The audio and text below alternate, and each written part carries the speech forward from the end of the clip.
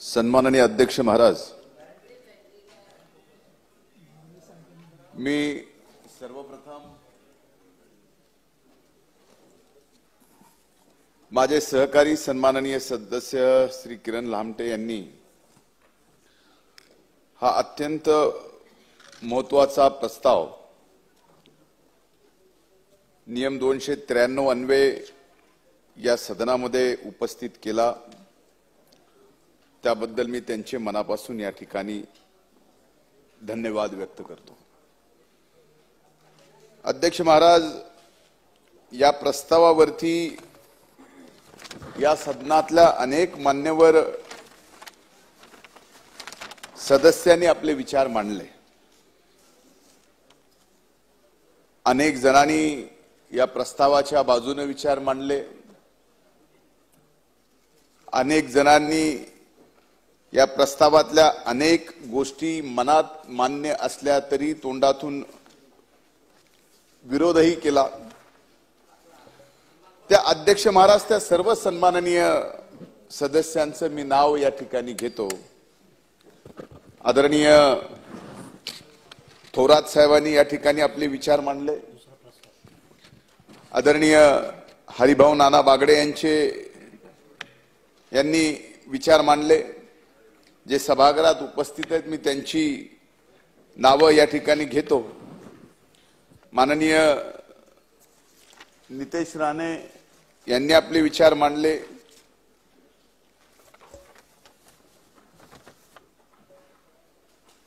बाळासाहेबजी आजबे यांनी विचार मांडले। नाना किती तळमळीचे शेतकरी नेते आहेत, ते आता सभागृहात नाही आहेत।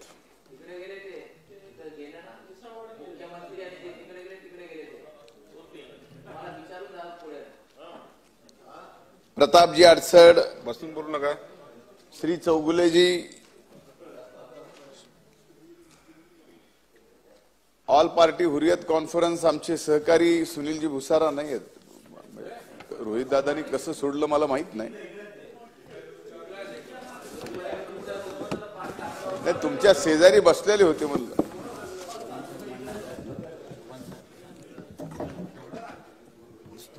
आदरणीय सुनीलजी केदार साहेबांनी या ठिकाणी आपले विचार मांडले। राहुलजी कुल यांनी मांडले। माझे सहकारी अतुलजी बेनके, संजयजी गायकवाड, विश्वजीतजी कदम,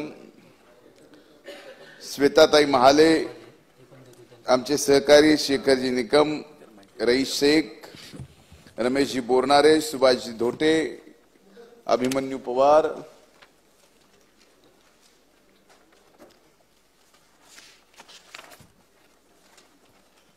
वैभव नाईक, राजू पारवे, मनीषाताई चौधरी, यामिनी जाधवताई, हिरामनजी केसकर, मंजुळाताई गावित, या सर्व मान्यवरांनी आपले विचार या ठिकाणी या प्रस्तावावर मांडले। अध्यक्ष महाराज, या प्रस्तावावरती विचार मांडत असताना या सदनामध्ये या राज्यातल्या सर्व शेतकऱ्यांचं लक्ष मात्र या चर्चेकडे लागून होतं। जेवढं चर्चेकडे शेतकऱ्यांचं लक्ष होतं, तेवढंच सरकारच्या वतीनं यावर काय उत्तर येणार आहे, कारण हा प्रस्तावच सरकारचा आहे आणि त्यामुळे सरकारकडून उत्तर काय येणार आहे हे सुद्धा तेवढ्याच उत्कंठेने या महाराष्ट्रातला शेतकरी वाट पाहतोय। शेतकऱ्यांच्या प्रश्नावर सभागृहात सविस्तर चर्चा झाली। या बाजूच्या आणि विरोधी बाजूच्या सन्माननीय सदस्यांनी शेतीशी संबंधित अनेक विषय मांडले। काही विधायक सूचनाही केल्या, काही टीकाही केल्या। काही अतिशय जबाबदार सदस्यांनी सुद्धा या ठिकाणी टीका केल्या। स्वाभाविक आहे, विरोधी बाकावर बसल्यानंतर ते अंगात येतच। मी बोलतो त्याच्यावरच येतोय, त्याचंही उत्तर देतो। बसून बोलू नका। इथे देतो गोरंट्याल साहेब, माय डिअर फ्रेंड। आपण म्हणताल तिथं आपण उत्तर देऊ, त्याला काय अडचण नाही. आपली शेतकऱ्याविषयीची तळमळ आहे, ही तळमळ मी स्वाभाविक आहे या सदनातल्या प्रत्येक सदस्याची, या बाजूचा असेल या बाजूचा असेल, कुठल्या पक्षाचा असेल, कुठल्या विचाराचा असेल. पण यामध्ये एक वाक्यता काय आहे तर या सदनातल्या प्रत्येक सदस्यांनी जे विचार मांडले ते शेतकऱ्याच्या तळमळीच्या बाबतीत मांडले. म्हणून त्याबद्दल मी आपल्या सर्व सदस्यांचे मनापासून या ठिकाणी आभार मानतो की आपण हे विषय मांडले. त्यामुळे आपण मांडलेला प्रत्येक मुद्दा हा माझ्या दृष्टीने महत्वाचा आहे, त्याची नोंदही मी घेतली आहे. पुढील काळात प्रत्येक मुद्द्याचा पाठपुरावा कृषी मंत्री म्हणून मी नक्की करणार आहे, याचा शब्द मी तुम्हाला देतोय. प्रयत्न माझा हाच राहणार आहे की उत्तरातून सर्व सन्माननीय सदस्यांचे आणि राज्यातील शेतकरी बांधवांचे समाधान व्हावे. हे सरकार त्यांच्या पाठीशी खंबीरपणाने उभं आहे. हाच संदेश आजच्या या चर्चेच्या माध्यमातून सरकारच्या वतीनं उत्तरामधून मला द्यायचा. अध्यक्ष महाराज,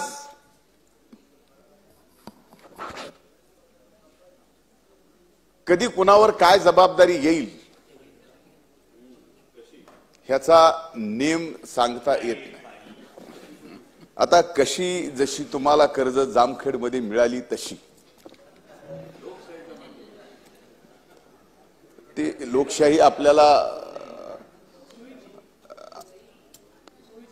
सोयीची आहे. लोकशाहीची व्याख्या आपल्याला कधीतरी एकट्यात सांगेल. हे सार्वजनिक सभागृहात सांगणं उचित नाही. शेवटी काही जरी झालं, आमचे भांडणं लागणार नाहीत गोरंट्याल साहेब. आमचे भांडणं बघत बघत तुमचं कधी काय होईल काय सांगता येणार नाही. अध्यक्ष महाराज, जीवनातले अनेक वर्ष ज्या व्यक्तीचे सामाजिक आणि राजकीय काळामधील अधिकचा काळ कुठल्या विषयावर भांडण्यात, कुठल्या विषयावर मांडण्यात आणि कुणाचा मांडण्यात गेले असतील तर या महाराष्ट्रातल्या शेतकऱ्याच्या जातीच्या बाबतीत मांडता आले. आणि त्याच व्यक्तीवर अचानक कृषी मंत्री पदाची जबाबदारी यावी, हे माझ्या दृष्टीनं तसं पाहिलं तर फार मोठा योग आहे. याचे दोन कारण आहेत की माझे वडील शेतीशी अतिशय एकनिष्ठ होते.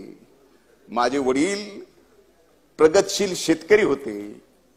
आणि एक सुदैवाने या सदनामध्ये अनेक वर्ष ज्यांनी दोन्हीही बाजूनी काम केलं ते माझे काका स्वर्गीय मुंडे साहेब यांनी एकदा त्यांच्या भाषणामध्ये, मुलाखतीमध्ये, पार्लमेंटमध्ये गेल्यावर एक इच्छा व्यक्त केली होती की मला या देशाचं कृषी मंत्री व्हायला आवडेल. पण सुदैवानं ते झालं नाही, पण दुर्दैवानं ते झालं नाही. अशीच अपेक्षा आहे की लहान पोरं चुकली की तुमच्यासारख्या लोकांनी आम्हाला थोडंसं, दुर्दैवाने, मोठी चूक आहे मान्य करतो, दुर्दैवाने. पण अध्यक्ष महाराज,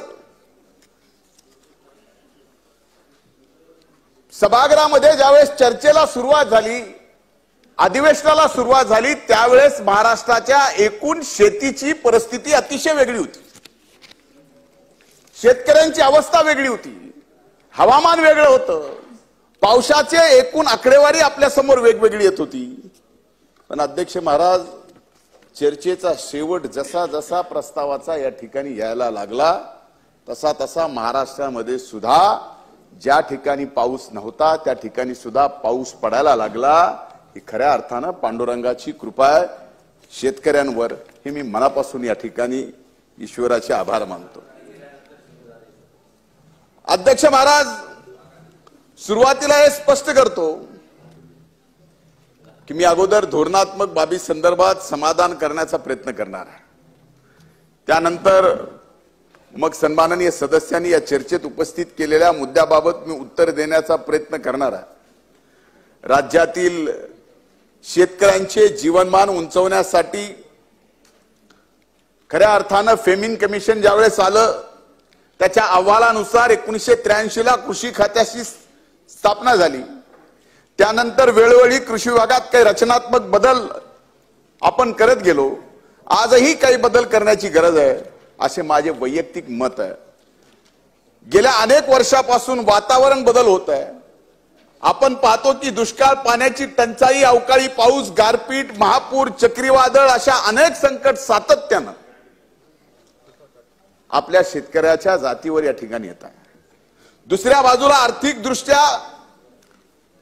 अव्यवहार्य धारणा, क्षेत्र, पीक कर्ज, पीक विमा, कर्जबाजारीपणा, जमिनीचा कस, भावातील चढ उतार, विजेचा पुरवठा, खते, बियाणे, औषधं याबाबतील काही प्रश्न सातत्यानं समोर येतात. या दोन्ही आव्हानाचा सामना करण्यासाठी गेल्या काही वर्षात सरकार कुणाचे असो अनेक धोरणं तयार केली गेली, अनेक योजना सुरू करण्यात आल्या. नैसर्गिक संकटात सापडलेल्या शेतकऱ्यांना मदतीचा हात देण्यासाठी, नुकसान भरपाई देण्याचा प्रयत्न झाला. कर्जाच्या विळाख्यातून बाहेर काढण्यासाठी कर्जमाफी देण्याचा प्रयत्न झाला. पीक कर्जातील अडचणी सोडवण्याचा प्रयत्न झाला. पीक कर्जात राज्याचे उद्दिष्ट सातत्यानं वाढले गेले. राज्यातील शेतकऱ्यांना चांगले बी बियाणे मिळावेत यासाठी कृषी विद्यापीठाच्या माध्यमातून संशोधनाचे काम सुद्धा केले जात आहे.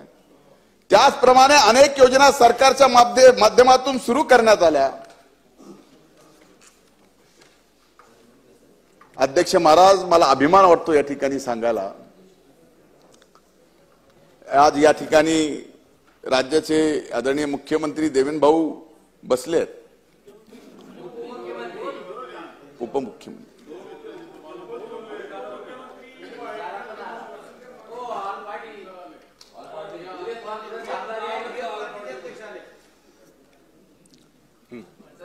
माझ्या एका एका शब्दावर एवढं तुमचा बसून बोलू कान नका. एकदम अवठरून आहेत. बसून बोलू मला नका. आनंद आहे की एवढं सिरियसली गोरंट्यालजी, ओ गोरंट्यालजी, अध्यक्ष महाराज, गोरंट्यालजी बसून बोलू नका. आपल्या Reply देऊ सर्वांनाच द्या. कल्पना आहे की 2023-24च्या अर्थसंकल्प हा सरकारने पंचामृत ध्येयावर आधारित मांडलेला आहे. दोन्ही उपमुख्यमंत्री असते तर मला बोलायचं होतं. एक आहेत, एक नाहीत, पण तरी बोलतो. 22-23चा अर्थसंकल्प आपण मंत्रिमंडळात एकत्र होतो. पंचसूत्र होता. 23-24चा अर्थसंकल्प पंचामृत आहे. यामध्ये सूत्र आणि अमृत सोडलं, पंच मात्र दोघांचा एकच आहे हे आज या ठिकाणी आपल्या सगळ्याला कळालं असेल. यामधील प्राधान्यानं अमृत हे शाश्वत शेती, समृद्ध शेती यासाठी 2023-24चा पंचामृत धोरणावरती अर्थसंकल्पाच्या बाबतीमध्ये 29,163 कोटी रुपयाची तरतूद या ठिकाणी केली आहे. त्यापैकी कृषी विभागासाठी 11,281 कोटी रुपयाची तरतूद केलेली आहे. अध्यक्ष महाराज, शाश्वत शेतीसाठी जलयुक्त शिवार अभियान मागच्या काळात आदरणीय देवेंद्रजी फडणवीस साहेबांनी मुख्यमंत्री पदाच्या काळात जलयुक्त शिवार योजना 5 वर्षे राबवली. पहिल्या टप्प्यात 2015 ते 19 22,593 गावाची निवड करण्यात आली. 20,544 गावे जल परिपूर्ण झाली. जवळपास 27 लाख दशलक्ष घनमीटर पाणी साठा क्षमता निर्माण झाली. 39 लाख हेक्टर शेतीसाठी संरक्षित सिंचनाची सुविधा निर्माण करण्यात आली. पहिल्या टप्प्यात ज्या गावाचा समावेश नव्हता, ज्या गावात पाणलोटची कामे झालेली नाहीत किंवा निकषानुसार जी गावे निवडली गेली नव्हती, अशा गावामध्ये पुढील काळात आपण पाणलोटची कामे हाती घेणार आहोत. मला खात्री आहे लोक सहभागातून आणखीन 5,000 गावामध्ये पाणलोट क्षेत्राचा शाश्वत विकास आपल्याला करता येणार आहे आणि पाणी टंचाई आणि दुष्काळाची भीषणता आपल्याला कमी करता येईल आणि त्याचबरोबर राज्यातील शेतकऱ्यांना सुद्धा शेतीच्या बाबतीत शाश्वत आश्वासित या ठिकाणी करता येईल. म्हणून पुन्हा एकदा या पंचामृत अर्थसंकल्पामध्ये जलयुक्त शिवार टप्पा 2 चालू करण्याचा निर्णय घेतला आणि त्या अर्थसंकल्पामध्ये फार मोठी तरतूद केली. मी मनापासून या ठिकाणी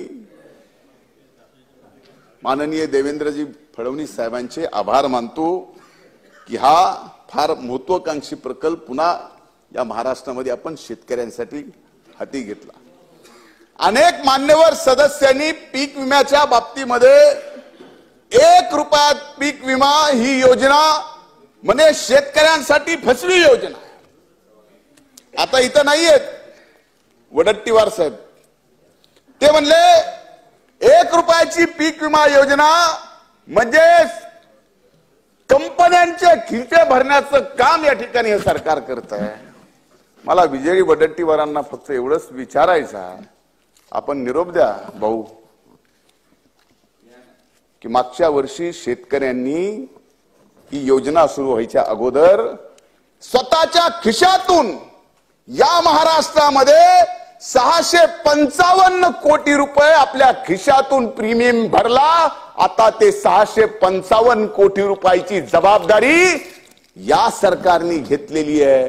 त्याचं कौतुक करावं का पीक विम्याच्या बाबतीमध्ये सभागृहामध्ये या राज्याच्या सार्वभौम सभागृहामध्ये अभ्यास न करता टीका करावी. कमीत कमी अरे आपण शेतकरी आहोत, शेतकऱ्याशी इमानदार आहोत. एखादी योजना चांगली जर आली असेल आणि शेतकऱ्याच्या खिशातला प्रीमियमचा पैसा आणि त्याची जबाबदारी जर सरकारने घेतली असेल, भलेही तुम्ही त्या बाकावर बसलेला असाल, पण इथे जे चांगला निर्णय घेतलाय मोठ्या मनानं ते स्वीकारायचं सुद्धा तेवढं मोठं म्हणतं करा.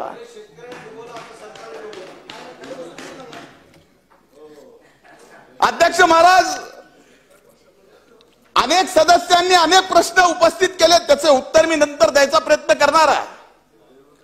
पण सातत्यानं शेतकरी नैसर्गिक आपत्ती, कारण ही शेतकऱ्याची जातच अध्यक्ष महाराज असं आहे, एकमेव अशी जात आहे जी उघड्या आभाळाखाली आपला व्यवसाय करते. नाहीतर आपण कुठलाही व्यवसाय बघा, कुठलाही व्यवसाय त्याला कुठंतरी छप्पर असतं, पण शेतकऱ्याला मात्र छप्पर नसतं. तो उघड्या आभाळाखाली आपली या ठिकाणी जमीन कसत असतो. त्याला सर्व नैसर्गिक संकटाला सामोरं जावं लागतं आणि त्या नैसर्गिक संकटामध्ये जे आपल्या हातात नाही, जे नियतीला मान्य त्या पद्धतीने निसर्ग बदलतोय आणि निसर्ग बदलल्यानंतर शेतकऱ्याचं जे नुकसान होतं त्या परिस्थितीमध्ये जर अख्ख्या पीक विम्याची जबाबदारी 1 रुपयाची, 1 रुपये सगळी जबाबदारी हप्त्याची ही जर सरकारनं घेतली तर याच्यात कुणाला दुःख व्हायचं काही कारणच नाही आहे. अध्यक्ष महाराज, शेतकऱ्यांचा हिस्सा म्हणून शेतकऱ्यांनी, सदनाच्या माहितीसाठी सांगतो अध्यक्ष महाराज आपल्या मार्फत, 2016-17 पासून 2022-23 अखेर 3,982 कोटी रुपयाचा विमा हप्ता भरलेला आहे आतापर्यंत. आता इथून पुढे 1 रुपया फक्त शेतकऱ्याला भरावा लागलाय, नाम मात्र 1 रुपया, बाकी सगळी रक्कम ही सरकार भरणार आहे. अध्यक्ष महाराज, आणि या योजनेचं काय, किती शेतकरी आले, किती शेतकऱ्यांनी लाभ घेतला, अरे मी अभिनंदन करतो या ठरावाच्या निमित्तानं.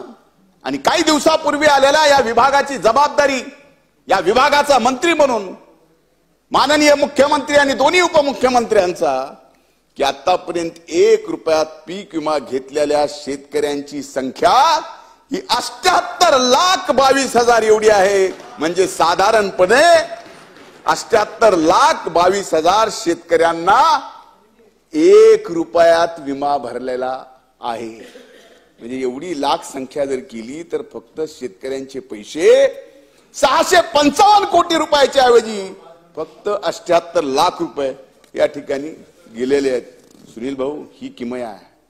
ठरवलं की काय होतं. तुमचं भाषण मी ऐकलं, तुम्ही भाषण एवढं सुंदर केलं की मला थोड्या वेळ असं वाटलं की तुम्ही डायरेक्ट शेतातूनच आलात. म्हणजे एवढा म्हणजे खरंच शेतकऱ्याच्या बाबतीत असावं तर इथून असावं. सुनील नाही सुनील हो म्हणजे त्यांचा आवेश असा होता की म्हणजे पण अध्यक्ष महाराज काही सदस्यांनी नाही तुमच्या बाबतीत शंका असू शकत नाही.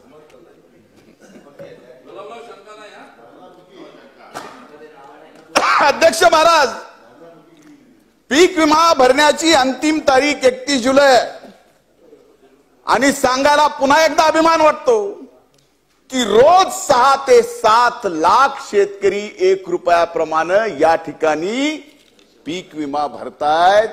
ही अभिमानास्पद गोष्ट. रोज साहेब आपण 6 वर्ष हे विभाग सांभाळ आदरणीय थोरात साहेब.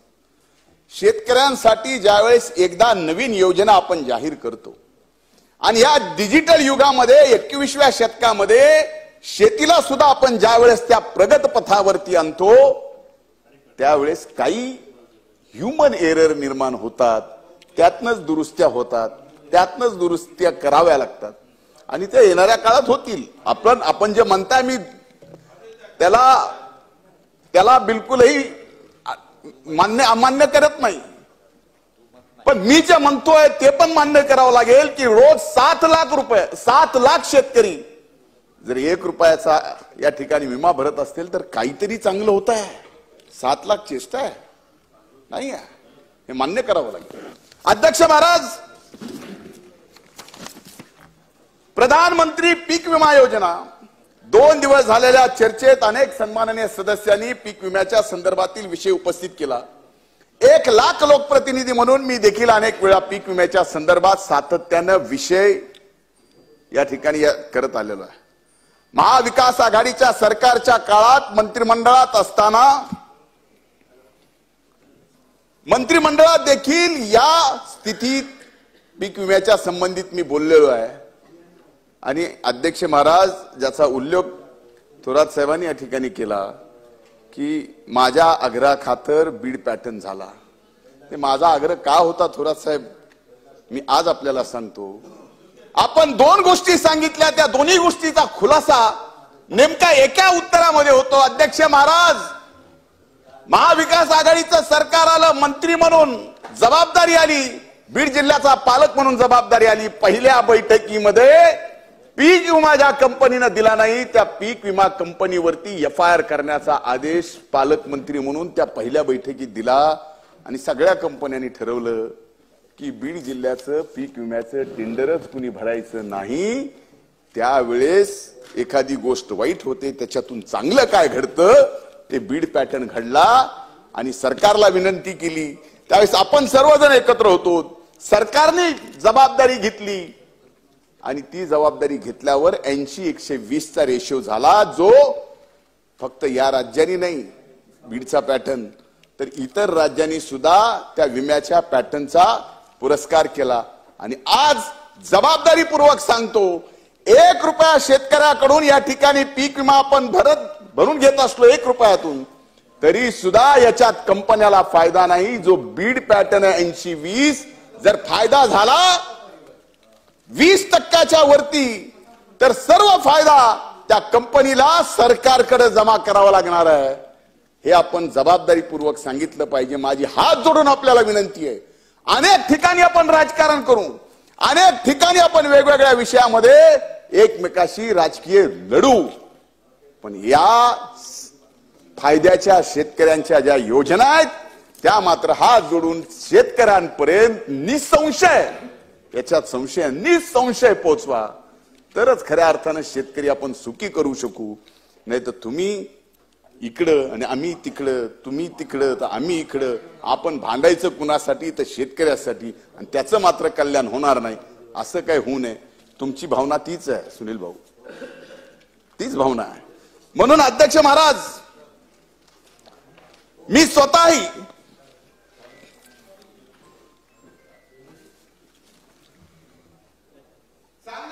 उद्देश हाच आहे की अध्यक्ष महाराज, नवीन योजना सुरू झाल्यानंतर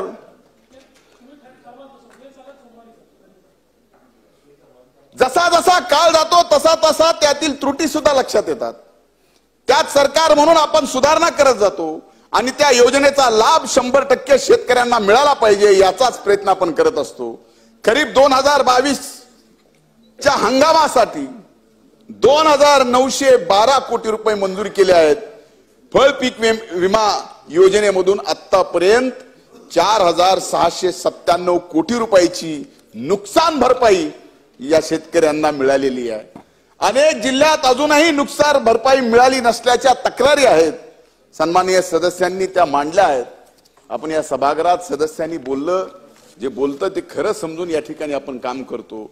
मी स्वतः या अधिवेशनाच्या काळात किंवा अधिवेशन संपल्यानंतर संपूर्ण पीक विम्याचा आढावा माझ्या स्तरावर तर घेईलच, पण या सदनाला आणि महाराष्ट्राला शेतकऱ्याला या ठिकाणी आश्वस्त करीत इच्छितो की मी माननीय मुख्यमंत्री आणि दोन्ही उपमुख्यमंत्र्यांसोबत सुद्धा संबंध राज्याच्या पीक विम्याचा आढावा घेऊन ज्याला मिळाला त्याला मिळालाच पाहिजे याबाबत आम्ही खात्रीशीर निर्णय करू.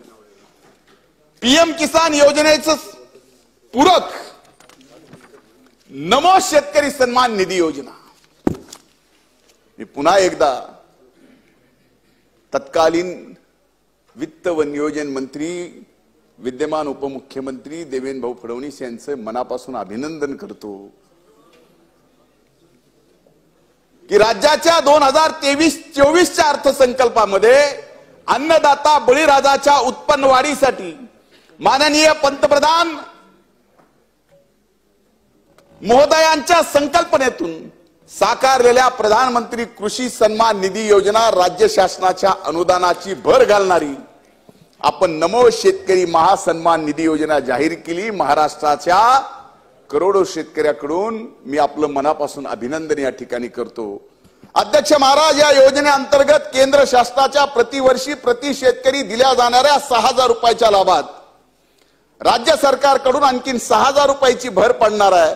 आता शेतकऱ्यांना केंद्र सरकारकडून 6000 रुपये आणि राज्य सरकारकडून 6000 रुपये असे वर्षाला 12000 रुपये या ठिकाणी मिळणार आहेत. पीएम किसान योजनेच्या पुढील प्रत्येक हप्त्याच्या लाभासाठी पात्र असणारे लाभार्थी हेच नमो शेतकरी महासन्मान योजनेचे लाभार्थी असणार आहेत. त्यामुळे जे पीएम किसान योजनेमध्ये लाभार्थी ठरलेत त्यांना या नमो किसान योजनेचा सुद्धा, नमो शेतकरी सन्मान योजनेचा सुद्धा फायदा या ठिकाणी होणार आहे. पीएम किसान योजनेच्या दिनांक 27 जुलै 2023 रोजी याच्यावरही आरोप झाले, या सदनात झाले, या चर्चेत झाले. पीएम किसान योजनेच्या 27 जुलै 2023 रोजी वितरित होणाऱ्या 14व्या हप्त्याच्या लाभासाठी सांगायला अभिमान वाटतो अध्यक्ष महाराज आपल्या माध्यमातून या सदनाला की राज्यातील 85,55,000 शेतकरी पात्र ठरत आहेत आणि नमो शेतकरी सन्मानासाठी सुद्धा हेच 85,55,000 शेतकरी पात्र ठरणार आहेत. म्हणजे या राज्यातल्या जवळजवळ 89 लाख शेतकऱ्यांना वर्षाला 12,000 रुपये दोन्ही सरकारच्या माध्यमातून या ठिकाणी मिळणार आहे. याच्यात थोडासा बदल करावा ही विनंती मी व्यक्तिगत सुद्धा माननीय देवेंद्र भाऊला या ठिकाणी केली की केंद्राचे पैसे 3 टप्प्यात मिळतात. आपण जर प्रयत्न केला की 2 टप्प्यामध्ये जर आपण हे देता आले खरीप आणि रब्बीच्या पूर्वी तर अधिक चांगलं या ठिकाणी शेतकऱ्याचा होऊ शकतं. सरकार म्हणून आपण नक्कीच या बाबतीत विचार करू. पण नमो पीएम किसान योजनेच्या 17 जुलै अखेरपर्यंत लाभार्थ्यांच्या खात्यात आतापर्यंत 23,000 राज्यातल्या 23,731 कोटी रुपये जमा करण्यात आलेले 13 हप्त्यात. नमो शेतकरी महासन्मान योजनेसाठी राज्य शासनाने पावसाळी अधिवेशनामध्ये 4,000 कोटी रुपयाची पुरवणी मागणी मंजुरीसाठी सादर केली आहे आणि 4,000 कोटी रुपये म्हणजे या पुरवणी मागण्या मंजूर झाल्या की तात्काळ पहिला हप्ता नमो शेतकरी सन्मान योजनेचा सुद्धा शेतकऱ्यांच्या खात्यावर या ठिकाणी जमा होणार आहे, हे आपल्या माध्यमातून महाराष्ट्रातल्या शेतकऱ्याला कृषी मंत्री म्हणून या ठिकाणी मी आश्वासन करतो. अध्यक्ष महाराज, तिन्ही योजनेचा उद्देश काय? शेतकऱ्याला कायमचा अल्पकाळ आणि दीर्घकाल कॅपिटल इन्व्हेस्टमेंटसाठी पैशांची गरज असते, हे तर तुम्ही मान्य करता. विशेषतःने हंगामाच्या सुरुवातीला निविष्ठा, मजुरी यासाठी मोठ्या प्रमाणावर भांडवलाची गरज असते. त्या काळात पीक विम्याच्या हप्त्याचा बोजा पडू नये, तसेच त्यांच्याकडे या काळात काही ना काही स्वरूपात रोख रक्कम शेतीमध्ये गुंतवणुकीसाठी उपलब्ध व्हावी.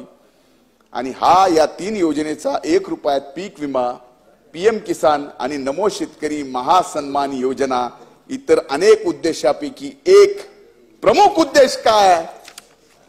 ज्या शेतकऱ्याच्या आत्महत्याच्या बाबतीत चर्चा केली, ज्या शेतकऱ्याच्या कर्जमाफ बाजारीपणाच्या बाबतीत आपण अनेक वर्षे या सदनामध्ये चर्चा झाली, तो शेतकरी पुन्हा कर्जबाजारी होऊ नये, निविष्ठा घेण्यासाठी त्याला कर्ज रबीच्या आणि खरीपाच्या तोंडावर कुणाच्या समोर हात पसरायची वेळ येऊ नये, मजुरीसाठी कुणाच्या समोर हात पसरायची वेळ येऊ नये, त्याला स्वतःच्या खात्यात आपल्या वर्षाला 12,000 रुपये येणार आहेत, ही जर खात्री पडली आणि मी पिकवलेलं, मी लावलेलं, मी मेहनत केलेली 6 महिने ज्याच्यावर मी कष्ट केलं, त्या पिकाला जर नैसर्गिक संकट आलं तर शेतकरी तिथं सुद्धा मागे, मला खिशातून प्रीमियम भरायचा नाही, तो प्रीमियम राज्य सरकार भरतंय.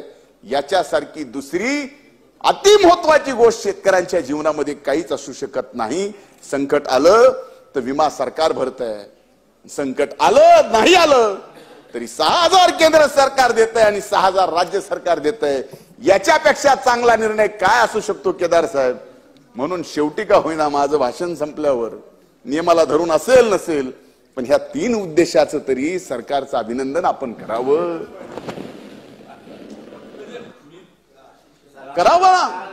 अरे त्याला, अरे मैं जिस सुनील केदार को जानता हूं उसका दिल इतना बड़ा है,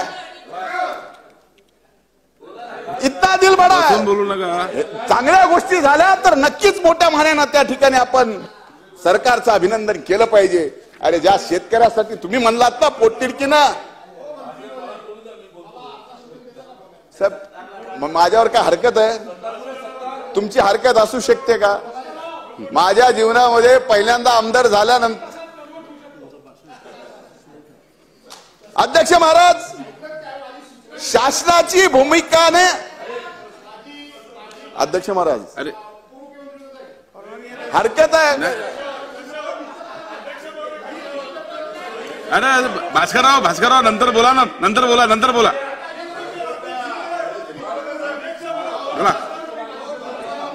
बोला नंतर.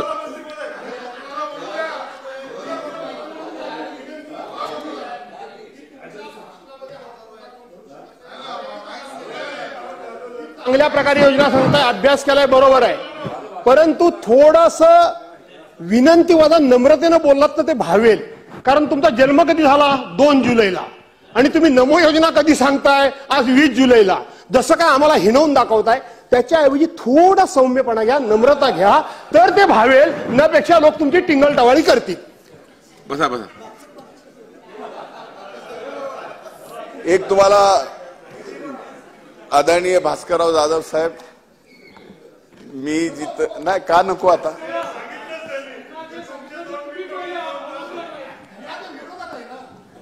नाही पण मला ज्यावेळेस पहिल्यांदा आमदार म्हणून गुलाल लावला, आज मी ज्या पक्षात आहे त्या पक्षाचे त्यावेळेस कार्याध्यक्ष तुम्ही होतात, हे विसरू नका. अध्यक्ष तुम्ही होतात, ते विसरू नका. स्वाभाविक आहे, तुम्ही सुद्धा भाषण करताना ज्या आवेशपूर्ण बोलता, विनम्र, वजा, विनंती, हे सर्व जे आपल्यात येत नाही ते माझ्यात सुद्धा येणार नाही, स्वाभाविक आहे. अरे बसून बोलू नका, भास्करराव चालू द्या, रिप्लाय चालू द्या. कृषकांसाठी, शेतकऱ्यांसाठी आयुष्यभर लढला आणि स्वाभाविक त्याच्यावर जर शेतकऱ्याच्या कृषी विभागाची जबाबदारी येत असेल आणि चांगल्या गोष्टी जर प्रभावीपणे मांडायचा प्रयत्न केला असेल तर अध्यक्ष महाराज, बाकी कुणाला नाही पण प्रभावीपणे मांडणं चा प्रयत्न केला असेल तर याच्यात अध्यक्ष महाराज स्वाभाविक आहे की याला नकार कोणी देऊ शकत नाही ह्या 3 उद्देशाला. म्हणून 3 उद्देशाला नकार देऊ शकत नाही म्हणून स्वाभाविक वेदना तर होणारच. चांगलं तर म्हणता येणार नाही. पण माझी एवढीच अपेक्षा आहे की भाषणाबाबत आपण जसं मी उत्तर दिल्याशिवाय गप्प बसणार नाही. मी मुंडे आहे. जसं भाषणाच्या बाबतीत आपण आक्षेप घेतला भाषण मी चांगलं करतो असं आपण या ठिकाणी बोललात तसं शासन सुद्धा शेतकऱ्याच्या बाबतीत चांगलं करतो हे जर म्हणला असतात तर मला आणखीन तुमच्या प्रती आदर जो आहे तो आणखीन वाढला असता. हे मात्र नम्रपणाने या ठिकाणी सांगतो. अध्यक्ष महाराज गोपीनाथ मुंडे शेतकरी अपघात सुरक्षा सानुग्रह अनुदान योजना. शेतकरी बांधवांना दुर्दैवाने अपघाती मृत्यू आला तर त्यासाठी एप्रिल 2023 पासून सरकारने गोपीनाथ मुंडे शेतकरी अपघात सुरक्षा सानुग्रह अनुदान योजना सुरू केलेली आहे. अपघातात मृत्यू आला तर 2 लाख आणि कायम अपंगत्व आलं तर 1 ते 2 लाख रुपये देण्याची तरतूद या योजनेत करण्यात आलेली आहे. एप्रिल 2023 या काळात 241 दावे विभागाकडे प्राप्त झाले. 119 दावे मंजूर झाले. 4,19,00,000 रुपये लाभार्थ्यांना अदा करण्यासाठी विभाग स्तरावरती या ठिकाणी पाठवण्यात आले. अध्यक्ष महाराज एक आणखी महत्वपूर्ण आणि महत्वाकांक्षी योजना या महाराष्ट्रातल्या शेतकऱ्यांच्या समोर या ठिकाणी दिली आहे. गाळमुक्त धरण आणि गाळयुक्त शिवार. अध्यक्ष महाराज धरणातला गाळ कमी झाला तर पाण्याचा साठा वाढेल आणि पाण्याचा साठा वाढला तर ते पाणी वापरायला त्या पद्धतीची सुपीक जमीन लागेल. ह्या 2 गोष्टी कशा होऊ शकतात तर धरणातला गाळ काढायचा नापीक जमिनीमध्ये टाकायचा आणि ती नापीक जमिनीमध्ये गाळ टाकल्यानंतर जी सुपीक होणार आहे त्याला पाणी लागणार आहे ते गाळ काढलेलं जे वाढलेलं पाणी आहे ते त्या ठिकाणी त्या सुपीक जमिनीसाठी वापरायचं. एवढा चांगला उद्देश शेतकऱ्याच्या प्रती या ठिकाणी या सरकारने या अर्थसंकल्पामध्ये मांडला. नक्कीच याचा फायदा या महाराष्ट्रातल्या लाखो शेतकऱ्यांना झाल्याशिवाय राहणार नाही. राज्यातील सर्वच पाणलोट हे आच्छादन विरहित व मोकळे झालेले असल्यामुळे पावसाळ्यात पाणलोटामधून व शेतामधून मोठ्या प्रमाणात गाळ वाहून नदी नाल्याला धरणामध्ये जाऊन साठवतो. या योजनेमधून आतापर्यंत साधारणपणे 75 लाख क्युबिक मीटर गाळ काढून तो शिवारात टाकण्यात आलाय. त्यामुळे अनेक लोकप्रतिनिधींची या योजनेस मुदतवाढ देण्यात यावी अशी मागणी आहे. याही योजनेला सरकारने 3 वर्षाची मुदतवाढ दिलेली आहे. या निमित्तानं मी या राज्यातील शेतकऱ्यांना सांगू इच्छितो. या माध्यमातून शेतीच्या उत्पादकतेत आणि धरणाच्या साठवण क्षमतेमध्ये नक्कीच वाढ होणार आहे. अध्यक्ष महाराज काजू फळ पीक योजना. काजू उत्पादकांच्या अनेक मागण्या. काजूला हमी भाव मिळण्यापासून ते काजू प्रक्रिया उद्योगापर्यंत अनेक प्रश्न आहेत. या सर्व मागण्याबाबत शासनाकडून सकारात्मक विचार त्या स्तरावर होत आहे. काजूच्या सर्वकष विकास करण्यासाठी 16 फेब्रुवारी 2023 पासून सरकारने काजू फळ पीक विकास योजना सुरू केली आहे. ही योजना आपण 5 वर्षासाठी राबवणार आहोत आणि या 5 वर्षासाठी सरकार 1,325 कोटी रुपये खर्च करणार आहे. यापैकी कृषी विभागाला 162 कोटी रुपयाची आर्थिक तरतूद मिळालेली आहे. महात्मा गांधी राष्ट्रीय ग्रामीण रोजगार हमी योजनेअंतर्गत 2022-23 आणि 23-24 या वर्षात कोकण विभागात आणि कोल्हापूर जिल्ह्यात 55,350 काजूची कलमे शासनाने पुरवलेली आहेत.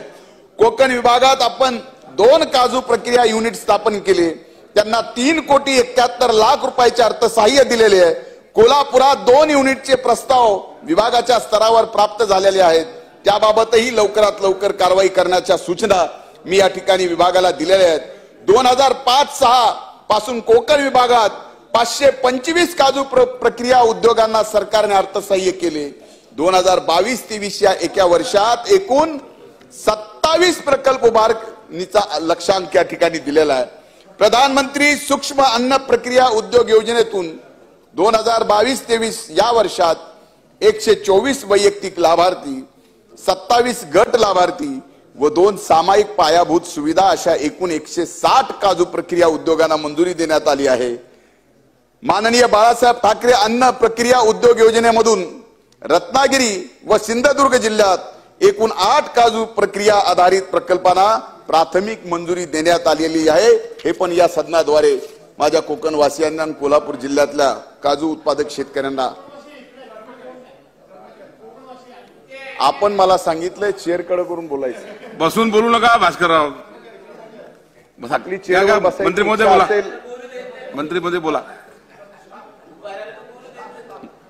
अध्यक्ष महाराज, काजू विकास मंडळ 16 मे 2023 ला काजू फळ पिकांच्या विकासाकरिता काजू विकास मंडळ स्थापन करण्यात आले। या मंडळाचे काम प्रभावीपणे सुरू करण्याच्या दृष्टीने मी स्वतः या ठिकाणी लक्ष घालणार आहे। कोकण विभागातल्या आणि कोल्हापूर पट्ट्यातल्या काजू फळ प्रक्रिया उद्योगांना काही समस्या आहेत याची मला कल्पना आहे। येणाऱ्या काळात संबंधित उद्योग घटक, लोकप्रतिनिधी आणि अधिकारी यांची बैठक घेऊन त्यामधून मार्ग काढण्याचाही प्रयत्न या ठिकाणी आम्ही करणार आहोत। अध्यक्ष महाराज, पोखराच्या बाबतीमध्ये या सदनातल्या जवळजवळ अनेक मान्यवर सदस्यांनी आपले आपले विचार या ठिकाणी प्रकट केले आणि स्वाभाविक आहे की ज्या बाबतीमध्ये या ठिकाणी पोखराकडनं फार मोठी अपेक्षा आहे, कारण सुरुवातीला आपण पाहिलं की पहिल्या टप्प्यात नानाजी देशमुख संजीवनी प्रकल्प टप्पा 1 करिता 2023-24 मध्ये पहिला टप्पा तर आपल्याला माहिती आहे किती यशस्वी झाला। म्हणूनच या पोखरामध्ये अनेक गावं समाविष्ट करावी, तालुके समाविष्ट करावे, जिल्हा समाविष्ट करावेत अशा मागण्या लोकप्रतिनिधीकडून येत आहेत। मान्य आपण मग सुरुवात करताना नव्हतात म्हणून मी आपलं नाव आदरणीय चिमणभाऊ आपण विसरलो, पण आपण सुद्धा सांगितलंय पावसाळी अधिवेशनात 2023 मध्ये 969 कोटीची पुरवणी मागणी विधिमंडळास मान्यतेसाठी सादर केली आहे। या योजनेअंतर्गत मराठवाडा, विदर्भ व खानदेश येथील 16 जिल्ह्यातील 5220 गावे अंतर्भूत करण्यात आली आहेत। त्यातून वैयक्तिक लाभाच्या बाबी, हवामान अनुकूल तंत्रज्ञान शेतीशाळा, शेतकरी उत्पादक कंपन्या, गटांना अर्थसहाय्य, हवामान अनुकूल वाहनांचे बीज उत्पादन, मृद व जलसंधारणाची कामे हाती घेतली जाणार आहेत। राज्यातील 25 लाख हेक्टर क्षेत्र नैसर्गिक सेंद्रिय शेती आणण्यासाठी प्रस्तावित आहे। या अंतर्गत डॉक्टर पंजाबराव देशमुख जैविक शेती मिशन सुरू केले आहे। यामधून 3 वर्षात 6.61 लाख हेक्टर क्षेत्र आणण्याचे प्रस्तावित आहे। तसेच केंद्र पुरस्कृत परंपरागत कृषी विकास योजना, राष्ट्रीय नैसर्गिक शेती अभियान, मोठ्या क्षेत्राचे प्रमाणीकरण योजनेमधून सेंद्रिय शेतीमध्ये रूपांतरित करण्याचे प्रस्तावित आहे। पोखरा योजनेच्या उपयुक्तता पाहता अनेक लोकप्रतिनिधीकडून या योजनेत त्यांच्या मतदारसंघाचा समावेश करण्याबाबत तीव्र आग्रह आहे। हे लक्षात घेता योजनेची व्याप्ती वाढवण्यासाठी माननीय मुख्यमंत्री व माननीय दोन्ही उपमुख्यमंत्री महोदयांशी चर्चा करून या आपल्या सर्व सन्माननीय सदस्यांच्या भावना मी व्यक्त करून नक्कीच याच्यात वाढ करण्याचा प्रयत्न करणार आहे। स्मार्ट माननीय बाळासाहेब ठाकरे महाराष्ट्र राज्य कृषी व्यवसाय व ग्रामीण परिवर्तन प्रकल्प राज्यातील लहान व सीमांत शेतकरी तसेच कृषी नव उद्योजकांना केंद्रस्थानी ठेवून शेतीमालाचा सर्वसमावेशक आणि स्पर्धात्मक मूल्य साखळ्यांच्या विकासासाठी मदत करणे या योजनेचं मुख्य उद्दिष्ट आहे। प्रतिनिधी 2100 कोटी रुपये, प्रकल्प निधी 2100 कोटी रुपये या योजनेच्या उद्दिष्टापैकी बाजार समिती, बाजार माहिती विश्लेषण व जोखीम निवारण याद्वारे पिकांचे संभाव्य किमतीचे अंदाज वेळोवेळी जाहीर केले जातात। त्याच्या प्रामुख्याने सोयाबीन, कापूस, मका, तूर, हरभरा व कांदा पिकाला फायदा होतो। या अंतर्गत 400 महिला शेतकरी उत्पादक कंपन्यांना स्थापना करण्यात आलेली आहे। अध्यक्ष महाराज, भविष्यात करायच्या काही सुधारणा आहेत ज्या बाबतीमध्ये परवा दिवशी काही प्रश्नही आले होते, लक्षवेधी होत्या आणि त्या प्रश्नाच्या बाबतीत अनेक मुद्दे सुद्धा या सदनामध्ये उपस्थित झाले। अध्यक्ष महाराज, कृषी निविष्ठा व गुण नियंत्रण याबाबत अनेक प्रश्न या सदनामध्ये उपस्थित केले, या चर्चेच्या माध्यमातून सुद्धा उपस्थित केले।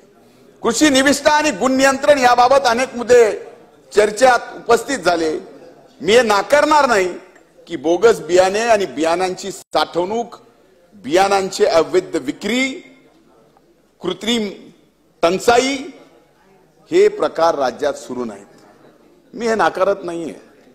अध्यक्ष महाराज, भारतातील शेती ही स्वातंत्र्य नंतरच्या काही काळात पारंपरिक शेती, त्याच शेतात पिकणाऱ्या अन्नधान्य व इतर पिकांच्या बियाचाच वापर पुढील वर्षीच्या पीक पेऱ्यासाठी केला जात होता. 1965 साली कृषी क्षेत्राच्या विकासासाठी देशातील वाढत्या लोकसंख्येच्या अन्नधान्याची गरज भागवण्यासाठी हरित क्रांतीची सुरुवात करण्यात आली. ज्या हरित क्रांतीचा उल्लेख या ठिकाणी सभागृहात काही सदस्यांनी केला. गरज भागवण्यासाठी हरित क्रांतीची सुरुवात करण्यात आली. त्यानंतर मोठ्या प्रमाणावर सुधारित व संकरित बी बियाण्याचा वापरास प्रोत्साहन देण्यात आले. भारतात अशा बियाण्याची बाजारपेठ आकारास येऊ लागली.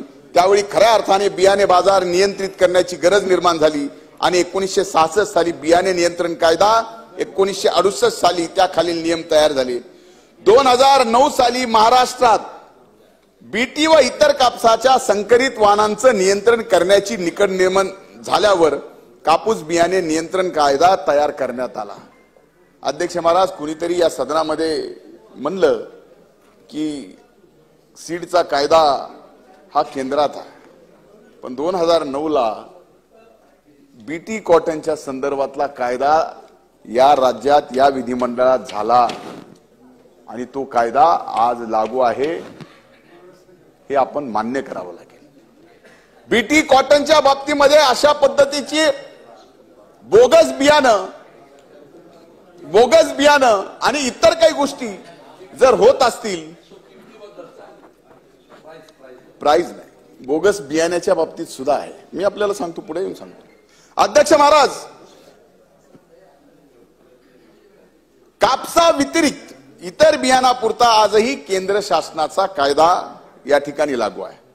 पण कायद्यातील तरतुदी एवढ्या अतिशय सौम्य स्वरूपाच्या आहेत की त्यामुळे बोगस बियाण्यांच्या व्यापारात गुंतलेली व्यक्ती, संस्था या संदर्भात त्यांना कारवाईचा तितकासा धाक राहत नाही. आणि असे शासनाच्या निदर्शनास आले आहे की बाब लक्षात घेऊन या अधिनियमामध्ये सुधारणा करून किंवा नवीन कायदा आणून या संघटित गुन्हेगारी संदर्भातील कलमे लावण्याचा शासनाने निर्णय घेतला आहे, जेणेकरून भविष्यात अशा व्यापारात गुंतलेल्या व्यक्तींना लवकरात जामीन मिळणार नाही, तसेच जास्तीत जास्त शिक्षा होतील व त्याचा अधिक धाक निर्माण होऊन असा अवैध व्यापारापासून परावृत्त केले जाईल. या संपूर्ण प्रकरणाचा अभ्यास करून याच अधिवेशनात याच अधिवेशनामध्ये हा कायदा आणण्यासाठी पहिल्याच मंत्रिमंडळाच्या बैठकीमध्ये कृषी विभागाचा मंत्री म्हणून कृषी मंत्र्याच्या अध्यक्षतेखाली एक समिती नियुक्त केली, ज्याच्यामध्ये महसूल मंत्री आहेत, ग्रामविकास मंत्री आहेत, पाणी पुरवठा मंत्री आहेत. आणि सदनाच्या माहितीसाठी पुन्हा एकदा चालू वर्षात आजपर्यंत किती कारवाया झाल्या याबाबतही चर्चा केली. थोरात साहेबांनी या ठिकाणी प्रश्न उपस्थित केला की किती या बाबतीत गुन्हे दाखल झाले, काय कारवाया झाल्या. अध्यक्ष महाराज, सदनाच्या माहितीसाठी बोगस बियाण्यावर नियंत्रण ठेवण्यासाठी 395 भरारी पथके व 1131 कर्मचारी वर्ग आतापर्यंत 164 मेट्रिक टन बियाणांचा साठा जप्त करून 22 पोलीस केसेस दाखल केले आहेत. 20 दुकानांचे परवाने रद्द केले आहेत.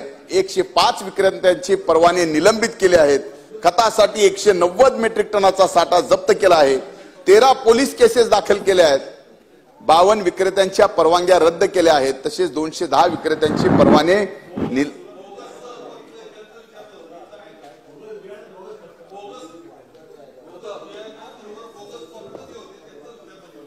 बोला मंत्री महोदय बोला.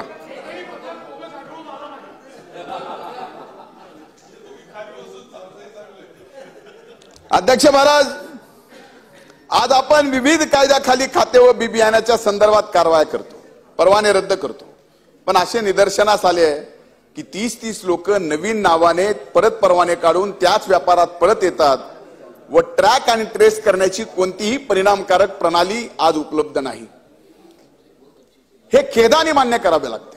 यामध्ये ज्याप्रमाणे जीएसटी आणि आरओसी मध्ये व्यापाऱ्यांना, कंपन्यांना, संचालकांना ट्रॅक आणि ट्रेस करण्याची अत्यंत प्रभावी प्रणाली उपलब्ध आहे, त्याच धर्तीवर कृषी विभागात सुद्धा संबंधित प्रणाली शासन विकसित करण्याच्या विचारात आहे आणि लवकरच याबाबत आम्ही या ठिकाणी निर्णय घेणार आहोत. खते व बी बियाण्याच्या उपलब्धतेच्या बाबतीत आज राज्याच्या विविध भागामध्ये उत्पादकापासून ते किरकोळ विक्रेत्यापर्यंत कुठेही कोणत्याही निविष्ठा उपलब्ध आहेत या संदर्भात माहिती कायमच त्यात विस्कळीतपणा आणि त्यामुळे प्रभावी संनियंत्रणाचा अभाव राहिलेला आहे.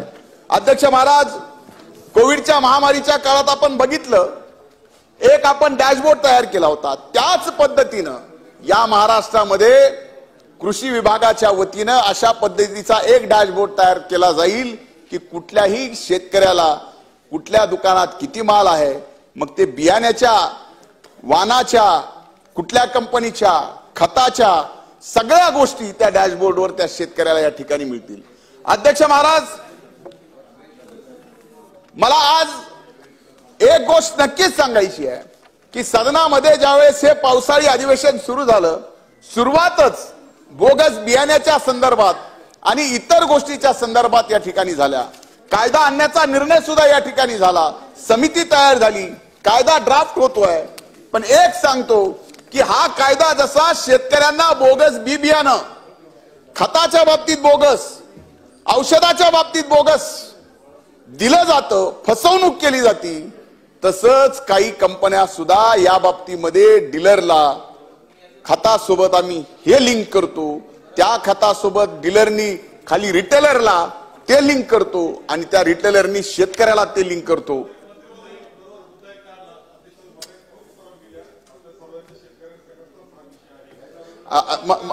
माझी साहेब झाल्यावर देतो ना, मला काही अडचण नाही. मोठ्या कंपन्या, खताच्या अत्यंत मोठ्या कंपन्या, युरिया बरोबर सगळ्या मोठ्या कंपन्या तुम्ही घेऊन चला. एखादा अपवाद आहे मला माहित नाही, नाव घ्यायचं ठरलं तुम्ही नाव घेऊ शकतो, नाही तर तुम्हाला मी तो कागद मी देतो. अध्यक्ष महोदय, त्याच्याबरोबर लिंक करून इतर खतं घ्यायला भाग पाडतायत मोठ्या कंपन्या. त्याशिवाय सहकारी संस्थांना खतं मिळत नाहीत, खाजगी मिळत नाही आणि कोणालाच मिळत नाही. परिणाम तर काय होतं, इफको सुद्धा आहे, त्यात इफको सुद्धा खतं घ्यायला भाग पाडते. आता लिंक, आता ज्यावेळेस असं सक्तीनं घेतलं जातं त्यावेळेस ज्यावेळेस ते काय करणार, ते घेऊन ते शेवटी मग ते शेतकऱ्याकडे जातात. त्या संस्था असतील, नाही तर कोणी असतील, त्या विक्रेते असतील.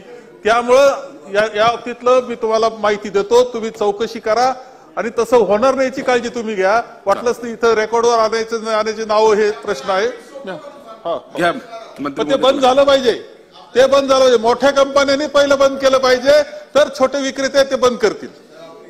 सर्वाधिक काळात कृषी मंत्री म्हणून आपण या राज्याची सेवा केलेली आहे शेतकऱ्यांची, आणि आपण या ठिकाणी अशा पद्धतीची मागणी केली, त्या क्षणी माझ्यासारख्यानी काहीतरी निर्णय घ्यावा लागेल, बरोबर आहे. म्हणून अध्यक्ष महाराज, आज रोजी मी शेतकऱ्यांना त्यांचे खाते व बी बियाणे या संदर्भातील तक्रारी तात्काळ मांडता याव्यात, त्यावर तात्काळ कारवाई व्हावी, त्याकरिता मी कालच एक व्हॉट्सअप क्रमांक 9822446655 च्या स्वरूपात हेल्पलाईन सुरू केली आहे.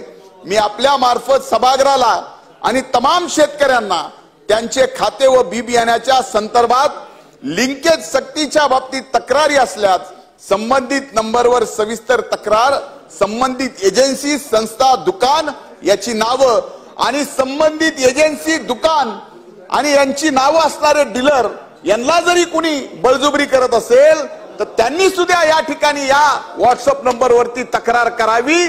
त्याच्यावरती कृषी विभाग तात्काळ कारवाई करेल, कुणालाही सोडणार नाही. आणि तुम्ही सांगू का नको असं म्हणलात, पण ज्या कुणाची तक्रार येईल, ज्या नावाने येईल, त्याचं सगळं नाव आणि सगळी गोपनीयता कृषी विभागाकडून पाळली जाईल, हे मी या ठिकाणी आपल्या साक्षीने जाहीर करतोय. मी नंबर सुद्धा हेल्पलाईनचा या ठिकाणी दिला. म्हणून अध्यक्ष महाराज, इथून पुढच्या काळात बोगस बी बियाण्याच्या संदर्भामध्ये कुठलीही तक्रार येणार नाही, खताच्या बाबतीत तक्रार येणार नाही, एवढंच या ठिकाणी मला आपल्याला या ठिकाणी सांगायचं.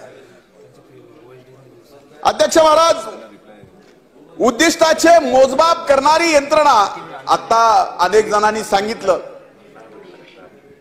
की परवा दिवशी टमाट्याचे भाव वाढले. अध्यक्ष महाराज, ज्या दिवशी कृषी विभागाचा मंत्री म्हणून जबाबदारी घेतली त्याच्या अगोदर काही दिवसात टमाट्याचे भाव एवढे वाढले की सोशल मीडियावरती टमाटे विकणारा बॉन्सर बाजूला घेऊन असे आपण फोटो पाहत होतो. पण अध्यक्ष महाराज, त्याच वेळेला टमाटे ग्राहकांना जास्त भावाने, शेतकऱ्याचे भाव वाढले की त्याच्यावरती अनेक तक्रारी. पण माझं म्हणणं आहे की शेतकऱ्याला तर त्याच्या घामाचा, त्याच्या कष्टाचा मोबदला तर मिळालाच पाहिजे. उत्पादनावरती 50% अधिकचं त्याला मिळालंच पाहिजे. आणि त्याचबरोबर या ठिकाणी ग्राहकांना सुद्धा त्याच भावाने योग्यतेने मिळायला पाहिजे. अध्यक्ष महाराज, उत्पादन, उत्पादकता आणि निव्वळ उत्पन्नात वाढ हे उद्दिष्ट आपल्याला साध्य करायचे आहे. सध्या तरी अंतिम साध्य किती झाले असे मोजमाप करणारी यंत्रणा नाही आहे. त्यामुळे विभागाची मॉनिटरिंग आणि इव्हॅल्युएशन स्ट्रॅटेजी ठरवून, काही इंडिकेटर्स ठरवून, इनपुट आणि आउटपुट गोल्स ठरवून मोजमापावर आधारित नियोजन करणारी व्यवस्था निर्माण करण्याची आवश्यकता आहे. उदाहरणार्थ, अलीकडच्या काळात मी जसं सांगितलं, टमाट्याचा बाजारभाव एवढे पडले, त्याच्या अगोदरच काही दिवस एवढे पडले की अक्षरशः शेतकऱ्यांनी टमाटे रस्त्यावर टाकले. आणि काही दिवसात एवढे वाढले की त्याची चर्चा व्हायला लागली. आणि सगळ्या राज्याचे टमाटे एक व्यक्ती खरेदी करणारा तो ट्विट करू लागला की टमाटे किती महाग झाले. म्हणजे अशा पद्धतीने काही गोष्टी होत आहेत. म्हणून अध्यक्ष महाराज, या टमाट्याचे भाव गगनाला भिडले हेही पाहिलं. शहरी मध्यम वर्गाची अडचण निर्माण झाली हेही आपण पाहतो. यातला समन्वय साधण्यासाठी टमाट्याच्या किती बियाणे विक्रीला गेले, मी एक उदाहरण टमाटा म्हणून आपल्याला सांगतोय, किती बियाणे विक्रीला गेले आणि किती पेरा झाला व त्या आधारे अपेक्षित उत्पन्न या डेटा आधारे समन्वयानं बाजार नियमन करण्यावरही पुढील काळात काम करावं लागणार आहे. त्याच्यासाठी सुद्धा माननीय उपमुख्यमंत्री महोदय, आपल्या सगळ्यांकडून, त्यातले त्यात वित्त विभागाकडून सुद्धा फार मोठी आपल्या सहकार्याची गरज आहे. ते जर झालं तर महाराष्ट्र एक राज्य असं आहे, मला माहिती आहे की कृषी प्रधान देश म्हणून ओळखला जातो, त्या देशात कृषी प्रधान राज्य म्हणून आपलं महाराष्ट्र ओळखलं जातं. कृषी सहाय्यकांच्या कामाचे डिजिटायझेशन सुद्धा करायचा निर्णय या ठिकाणी आपण केलाय. आत्मा स्मार्ट प्रकल्प कृषी विभागाचं काम आणि सेंद्रिय नैसर्गिक शेती या प्रमुख बाबी आत्मा मार्फत राबवल्या जातात. शेतकरी उत्पादक कंपन्यांच्या प्रश्नासाठी आणि कल्याणकारी योजनेसाठी स्वतंत्र यंत्रणा नाही, त्यासाठी एखादे centre of excellence for farmer producer company काढता येईल का, याचीही चाचपणी आम्ही या ठिकाणी नक्कीच करणार आहोत. कृषी प्रक्रिया, प्रधानमंत्री सूक्ष्म अन्न प्रक्रिया उद्योग योजना आणि मुख्यमंत्री प्रक्रिया उद्योग या 2 योजना सध्या राबवल्या जात आहेत. यापूर्वी अन्य योजनांचे एकत्रीकरण करून राज्याची कृषी प्रक्रिया धोरण तयार करून राबविण्याचा विचार झाला होता. काही कारणाने हा विचार मागे पडला. त्यामुळे यावरही पुढच्या काळात काम करण्याचा आमचा विचार आहे. अध्यक्ष महाराज,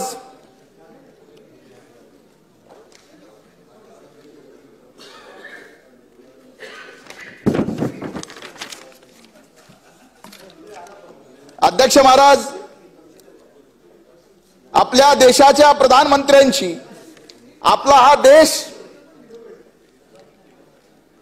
त्याची इकॉनॉमी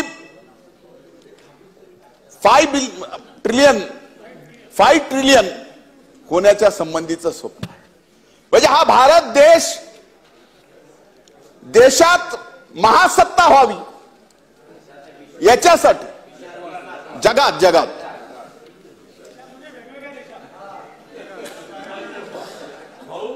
पण अध्यक्ष महाराज, हे जर करायचं असेल तर राज्यामध्ये आपल्या राज्याची या ठिकाणी ही इकॉनॉमी, महाराष्ट्राची अर्थव्यवस्था सुद्धा $1 ट्रिलियन बनवण्याचं उद्दिष्ट राज्य शासनाने ठेवले आहे.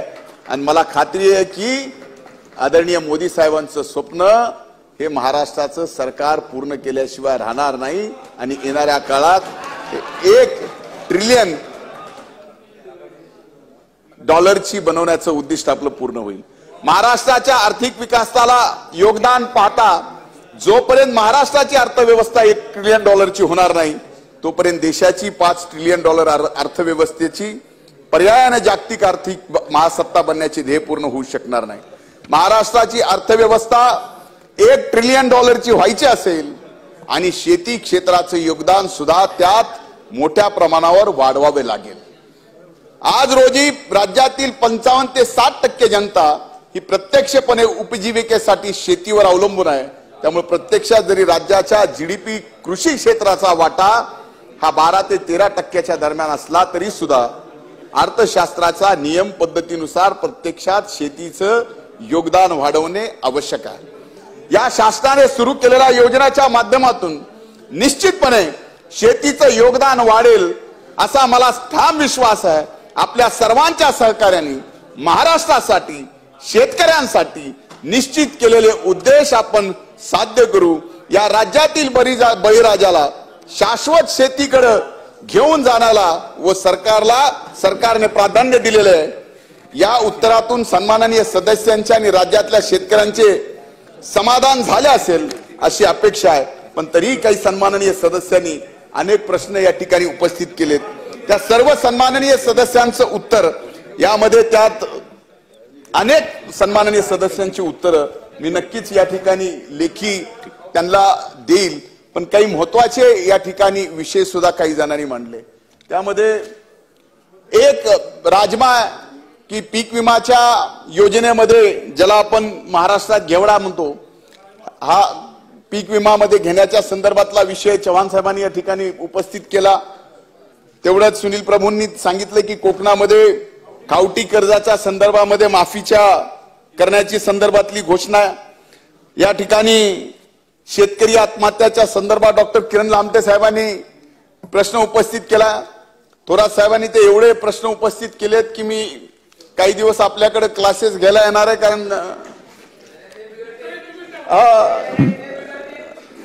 कारण सर्वाधिक काळ त्यांनी कृषी मंत्री म्हणून या राज्याची सेवा केलेली आहे, शेतकऱ्यांची सेवा केलेली आहे. मंत्री मग तरी प्रश्न आहे ते दोन मोठ्या माणसाच्या मध्ये माझ्यासारख्याने यावं नाही. मी तेवढी काळजी नक्कीच घेतो सर. मी तुमचा शेजारी असल्यामुळे तेवढी काळजी तर नक्कीच घेऊ शकतो. अध्यक्ष महाराज, अनेक मुद्द्यापैकी सगळ्यात महत्वाचा कांदा उत्पादक शेतकऱ्याच्या संदर्भामध्ये या ठिकाणी उपस्थित केला. अनेक जणांनी उपस्थित केला. जाहीर केलं, पैसे आले नाहीत, हे अडचण ती अडचण, या अटी त्या अटी. अध्यक्ष महाराज, 27 मार्च 2023 रोजी शासन निर्णय काढून 350 कोटी रुपये 350 रुपये प्रति क्विंटल मर्यादित अनुदान मंजूर करण्याचा निर्णय या ठिकाणी केला. त्यासाठी 1 एप्रिल 30 मार्च 2023 कालावधीत शेतकऱ्यांना अर्ज करण्याची मुदत ठेवण्यात आली. छाननी अंती निकषात बसणारे 3 लाख शेतकरी, तुम्ही म्हणलात निकषात 3 लाख शेतकरी अनुदाना सद्यस्थितीत पात्र झालेले आहेत.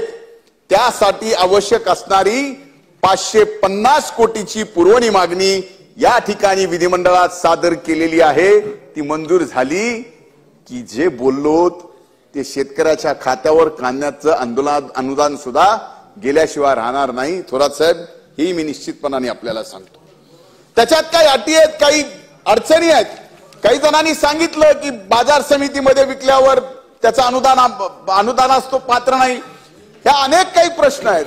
त्या प्रश्नाच्या बाबतीत एक वेगळी बैठक कृषी विभागाची या ठिकाणी लावून त्यात जर गरज पडली तर माननीय मुख्यमंत्री आणि दोन्ही उपमुख्यमंत्र्यांना सुद्धा मी अरे बसून बोलू नका, बोलत आहे. लाल पांढरा सगळा कांदा सर, काही राहिलाय त्याच्यात आपण त्याच्या बाबतीमध्ये वेगळं मी तुम्हाला सांगितलं की तुम्ही उपस्थित केलेलं जे काही प्रश्न आहे.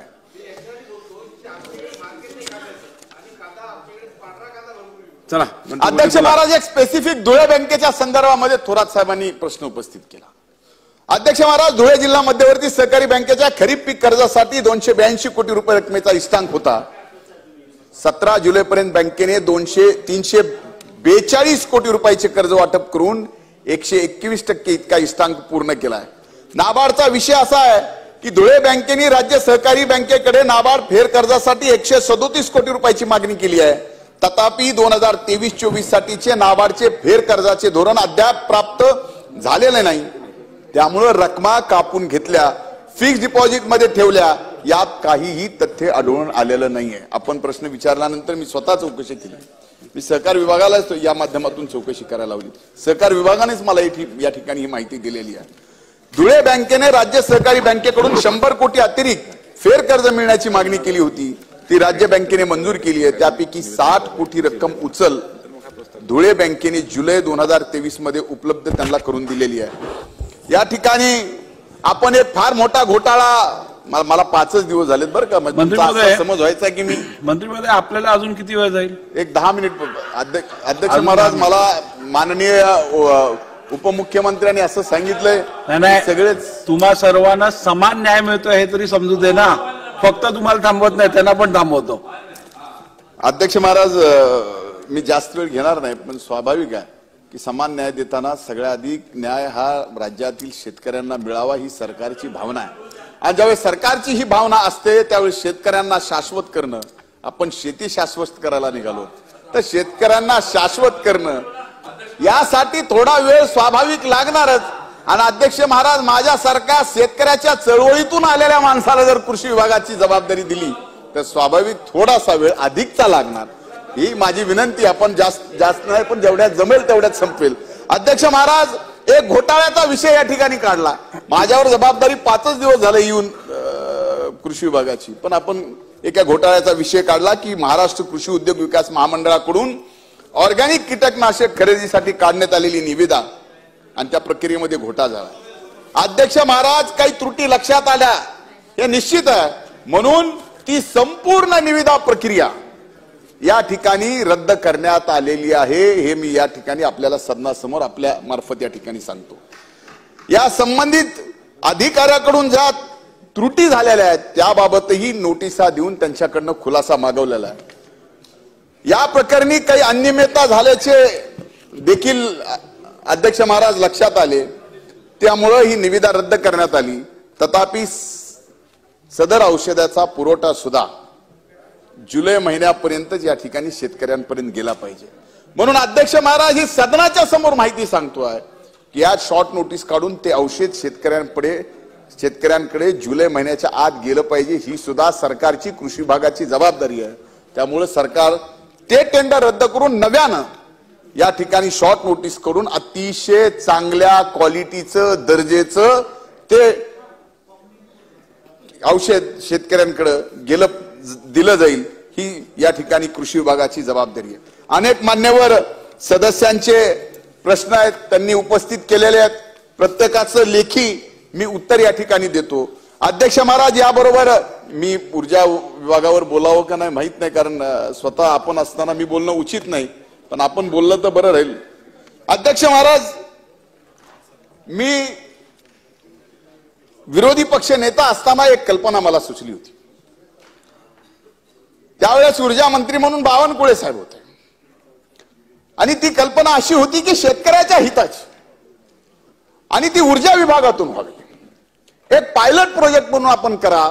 शेतकऱ्याची नापिकीची जमीन आपण लीजवर घ्या, एक इन्व्हेस्टर घ्या, ट्राय पार्टी अग्रीमेंट करा, 1 मेगावॅट पर्यंतची क्षमता असणारा प्रकल्प शेतकऱ्याला करू द्या. त्याला लीजचा पैसा कमीत कमी 30, कमीत कमी 50,000 ज्या त्या तिथल्या जमिनीच्या ह्याच्यावरती मिळावा. ही विरोधी पक्ष नेता असताना मी मांडलेला विषय होता.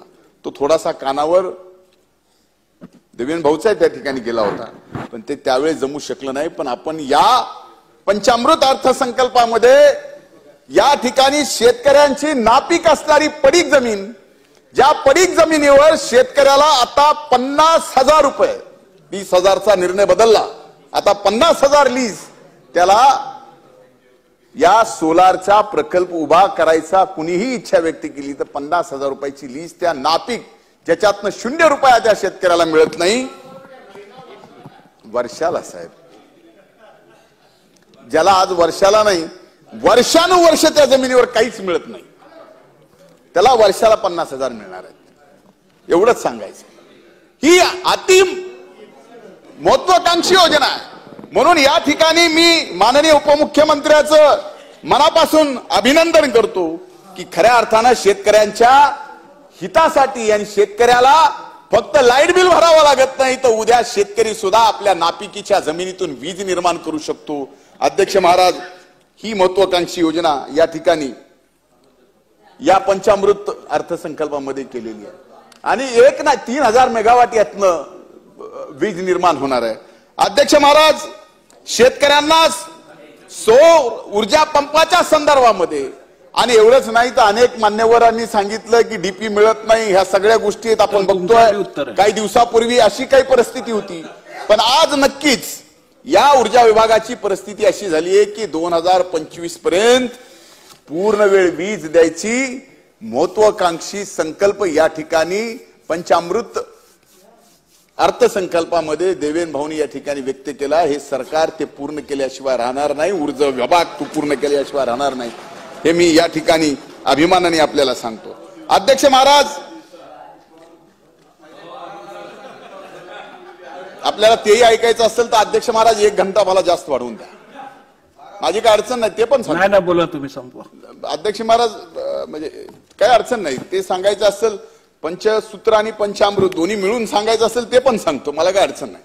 पण त्याला वेळ लागेल, आपण आणखीन जास्त वेळ बसू शकाल असं मला वाटत नाही, कारण स्वाभाविक तुमच्याकडे पाहिल्यानंतर आणखीन किती वेळ मी बोलावं एवढी ते अक्कल मला असायला पाहिजे, त्यामुळे मी जास्त काय बोलणार नाही. पण अध्यक्ष महाराज, मी आपल्याला एवढंच सांगतो की ऊर्जा विभागाकडून शेतकऱ्याच्या जीवनात जसं कृषी विभाग आमूलाग्र बदल करणार आहे, त्याच कृषी विभागाला धरून ऊर्जा विभागाची सगळ्यात मोठी जबाबदारी शेतकऱ्याच्या जीवनात आहे, शेतकऱ्याचं उत्पन्न दुप्पट करण्यात आहे. आणि आज ती ऊर्जा विभागाने निर्णय शेतकऱ्याचं उत्पन्न दुप्पट करण्यासाठी घेतला, त्याबद्दल सुद्धा कृषी विभागातर्फे मी ऊर्जा विभागाचे आणि देवेंद्र भाऊचे मी मनापासून या ठिकाणी अभिनंदन करतो, आभार मानतो. सहकार विभागाच्या बाबतीत काही कर्जाचे विषय या ठिकाणी उपस्थित केले. त्या कर्जाच्या संदर्भामध्ये 50,000चं राहिलेलं आहे. आता या आपण अर्थसंकल्पात या पुरवणी मागण्यात आपण ती तरतूद केलेली आहे. ते राहिलेले 50,000 सुद्धा त्या ठिकाणी काही शेतकऱ्यांचे राहिले तेही मिळणार आहेत. अनुदानाच्या बाबतीमध्ये काही ठिकाणी अनुदान मिळालं नाही, काही ठिकाणी कलेक्टर ऑफिसला अनुदान गेलंय पण पुढे आणखीन गेलं नाही. या ज्या काही गोष्टी आहेत, नाही हे काय बरोबर नाही. बस अध्यक्ष महाराज, त्या अनुदानाची सुद्धा लवकरच बैठक घेऊन शेवटच्या शेतकऱ्याचं ज्याचं अनुदान राहिलंय त्या शेवटच्या शेतकऱ्याला अनुदान मिळेल याची जबाबदारी या निमित्ताने मी या ठिकाणी घेतो.